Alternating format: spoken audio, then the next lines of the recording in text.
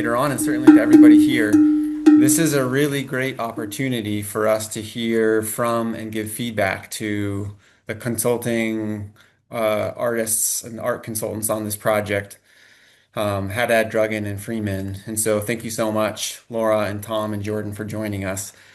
First of all, we're Laura Haddad and Tom Drugan. For those we haven't met, we are a Seattle-based public artist team, and we have been working with Jordan Freeman on several projects. And so our vision is for this art space component is a creative framework to support and connect art space projects that will incite curiosity and instill an emotional connection with the sense of place by raising awareness of rangeland biomes and honoring the people and the animals who know, care for, and live with them.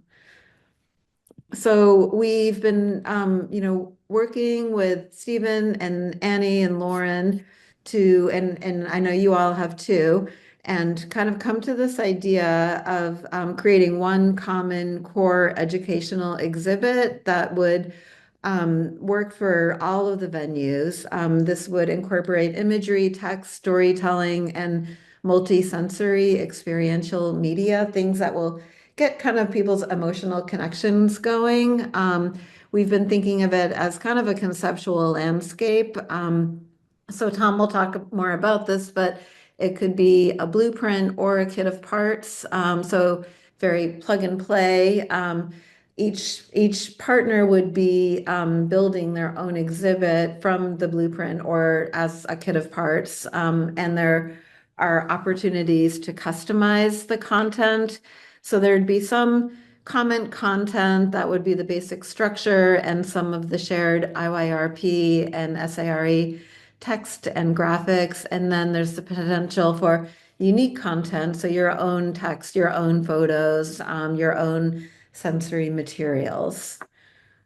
Yeah, so we've been starting to brainstorm this idea of the basic kiosk structure. So I know the different partners will have different venues and different places to display and how they display. So we're looking to create something that's sort of buildable and flexible, that it can be adjusted into different spaces, whether it's in a library or in an airport or where it could be. Maybe it's something that can fold to be sort of freestanding, ideally, or if it needs to be kind of up against a wall, it could still kind of achieve that. Basically, we were looking at cardboard, something that would be sort of readily available materials. As Laura mentioned just a minute ago, is this idea, is it a blueprint, basically a set of instructions where the different groups would go out and buy their own materials and assemble a structure that then we can add on to, or is it more of something that gets sent to them that they can then assemble, like kind of a kit of parts? Mhm. So it could be a wood structure or the cardboard structures as shown here. There's a wood structure kind of over on the right, a simple framework that we can then take graphics, pre-printed graphics that are, as again, Laura was kind of indicating, like some of the content is universal throughout all the different groups, kind of the bigger messages, and then it's customized for the local conditions and local messages. So that's kind of the ideal here. Mm. Um, so this is interesting, the kiosk structure on the now on the left, but this idea of kind of a simple wood thing that almost anybody can construct with sort of readily available materials if there's a hardware store nearby. And then this one in the center is pretty interesting. Jordan was playing around and seeing what AI would come up with with just inputting prompts. And so there's kind of some fun ideas just coming out through just playing, this idea that we have places for different types of materials to be added on into the kiosk structure. So ideally, I think freestanding gives us a lot more flexibility into where it exists in different spaces. Containers, for holding takeaway messages or whatever other materials that could be provided, brochures, coloring books, and then opportunities for fun things to be integrated into the structure. Um, And you might just pause for a moment to see if anybody has any thoughts come into mind. I don't want to slow us down too much, but just a small opportunity. Yeah. Would you rather receive cardboard pieces in the mail that have instructions how to tab it together, or would you rather go buy, your own 1 by 2 by 8 foot long pieces and build a simple structure, I guess. This would probably cost less in materials, the build it yourself, but then the cardboard would be a time saver and give us some uniformity. I like the cardboard idea, but I was wondering how sturdy would it be? Because especially if I'm hoping to ship it from site to site, I'm thinking little hands with kids. Mhm. And, would I need to think and plan for having more of them because maybe it wouldn't stand up to some of the foot traffic that comes through? We had some other precedents with like kind of thicker cardboard that would be, potentially more durable. And Mhm. maybe in something like this, if kids are actually interacting with it, maybe it needs some sandbags or something to kind of anchor it down. And then one of the benefits and beauties of doing the wood frame or something that's more of a do-it-yourself is that it wouldn't only be something that we would use necessarily in the US, Canada, and Mexico. It's that the blueprint itself could be used globally, right? For this idea of the local to global.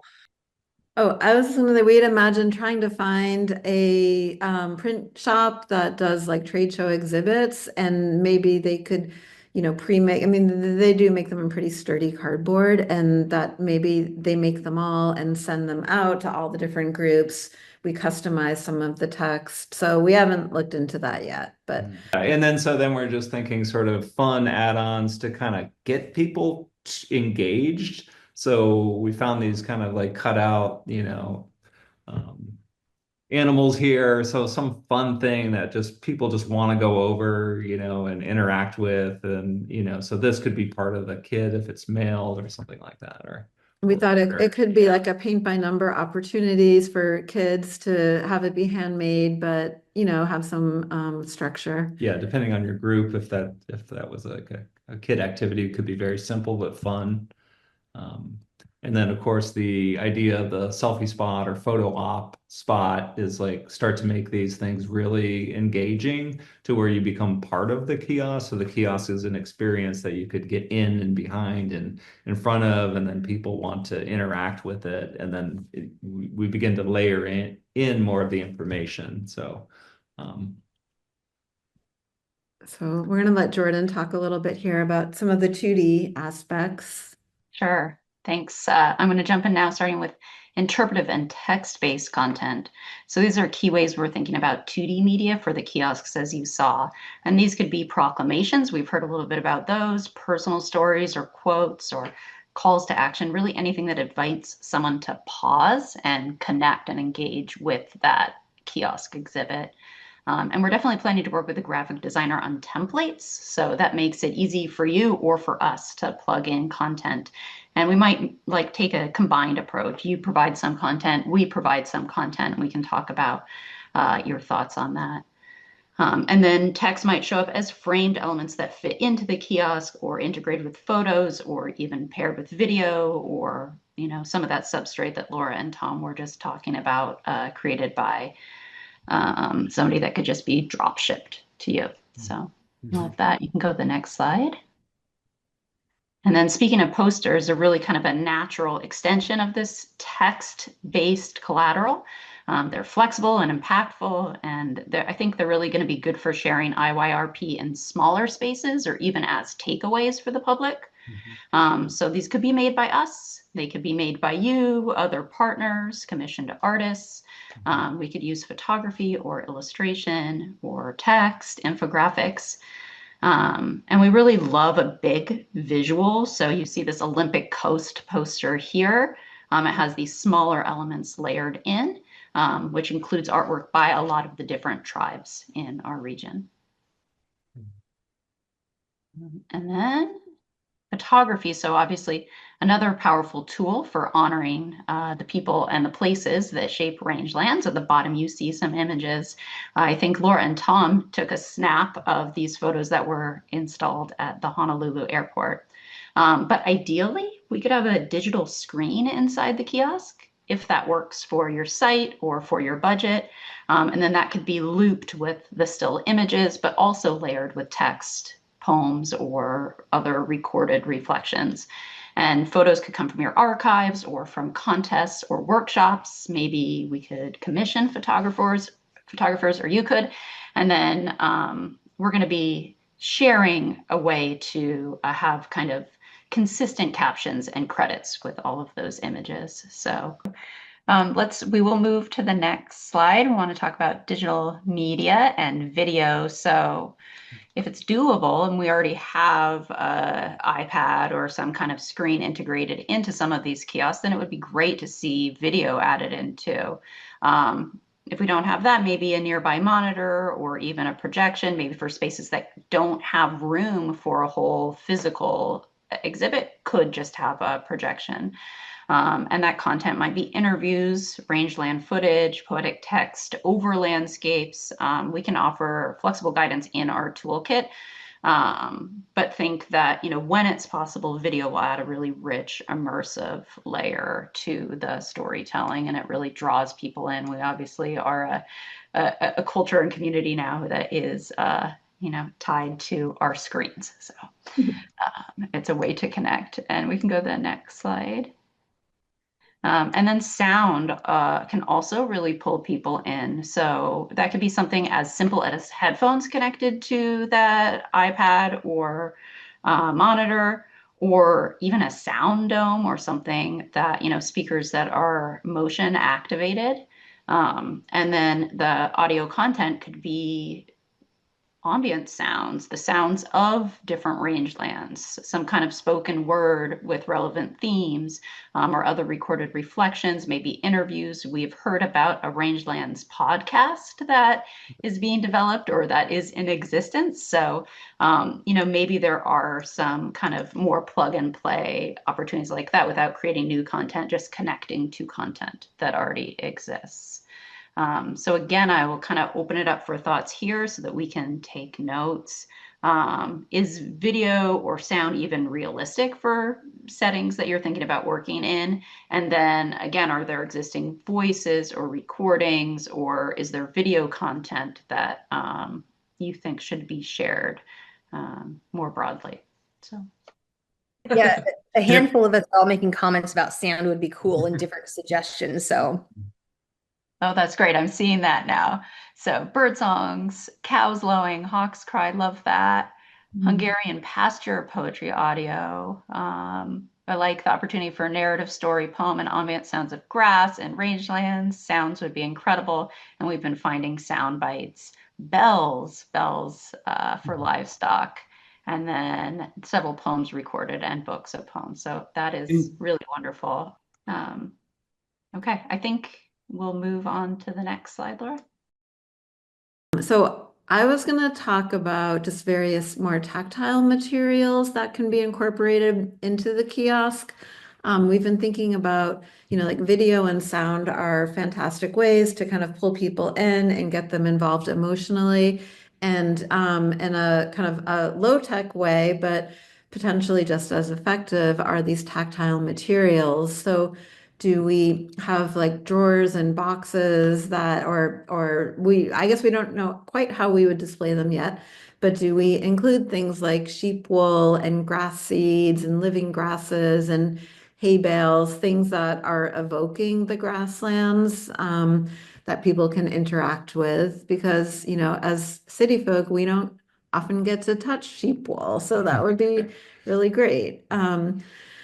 We've been thinking about things like scents. So there are ways to kind of introduce the sense of the grasslands through kind of like the sound dome. There are scent bells where you can immerse yourself in the scent. We could also just rely on incorporating the natural materials such as living grasses and the seeds and the wool, they'll have their own inherent smells to them, and maybe that's enough. So we're thinking kind of multisensory. And then fiber arts, we learned from Stephen that there is a movement that we just thought was so cool where people around, maybe around the world, I'm not sure, are crocheting these squares and using wool from the rangeland animals. So we started to think like, well, how could we display some of these squares? It could be a simple two-dimensional quilt. There could be some natural dye kits using plants and grasses of the rangelands to create the dyes. So this is something that could have instructions, of course, but also participation by school groups and others. And then our idea about a seed bank, this could be a literal seed bank where you take a handful of seeds, or you fill up an envelope of seeds, or they're pre-filled envelopes. So it can be this very kind of literal seed bank, but it could also be something that is more metaphorical. Is it a bank of poems or thoughts or ideas or sketches or these sensory materials? And do you take one and then write your own poem and leave it there? So this kind of community sharing of both seeds and ideas. One thing with the seeds themselves that we'll want to be careful of is seeds being introduced in places where they don't belong. So one of the major issues in rangelands is invasive species. So maybe instead of the seeds themselves, we could have some art display or something with seeds, but I think the seeds of feelings or our ideas would be maybe a bit more environmentally friendly and So maybe there's a place to like reach in and feel them and have that yeah. tactile experience. We were thinking in that vein that each group would provide its own seed mix. And that's where the ideas part, like sharing the ideas because people can contribute still that way would be nice. And it would also, from a review perspective of how did people feel about an exhibit, that would be a really nice way for us to be able to go back through and look to see what emotions did this exhibit evoke in the people that are visiting it. So it's kind of a part of what we're having to do anyway with the review process. So it'd be a nice 2-for-1. Okay, I'll keep moving. So somewhere in this kiosk exhibit, we imagine a call to action station with various resources. So these could be, coloring sheets. Maybe it's a little piece of the poster that you can color in. Maybe it's the poster itself, or miniature versions and postcards, and the 12 months of the year calendar, potentially the seed packets, crochet kits, things that people can kind of take and feel like they're a part of this project. There could also be the QR codes that have the links to events in your area or the podcasts and films. And then, of course, we need the social media handles. But I think we would be looking to you all to help us with the content here. We would be creating the station, the framework, but once we know what the content will be, that will make it easier for us to design the station. And then we have this kind of thing we've been calling field studies, sort of Annie talked about going on a field trip out to a farm and taking photographers so that they could take photos of, a place that they don't typically have access to. And we love that idea of a field trip or field studies around this idea of grasslands and rangelands. So this could be, going on an outing to a farm or a ranch, or it could be a workshop where you're learning how to dye wool or do the crocheting, potentially weaving sessions with indigenous artists. But basically, some kind of expert leading a workshop or a tour of a place. So these are the event-based activities that could end up in products that get incorporated into your kiosk exhibit, or they could be kind of a peripheral activity. Within each group, there would need to be someone who's, organizing the workshops and I guess deciding what would be most appealing to the audience. So the last couple slides, I don't know, Jordan, if you have time to. I'll go really quickly because then I got to hop off for another meeting. Sorry, all. But so really quickly, interpretation is familiar territory probably for all of you. So we're going to be approaching that for this toolkit by creating templates and tools that are going to help layer content and then also offer some quick entry points for the audience, as well as opportunities for deeper engagement. And we'll go to the next slide too, and then documentation. And also the toolkit is going to include some information and some tips and tricks for documentation. So making sure that the life of the exhibit or your events doesn't vanish once those things are over. So we'll talk about what you might want to capture, like visitors interacting with a kiosk, and how to label and store files so that they're usable later and that everybody's kind of using the same approach there. And then this content will really help with connected storytelling across partner sites, but also with reporting and future funding requests. So, and it will let us all really learn what each other are doing. So I'll hand it back to Laura and Tom, and I'm going to say goodbye.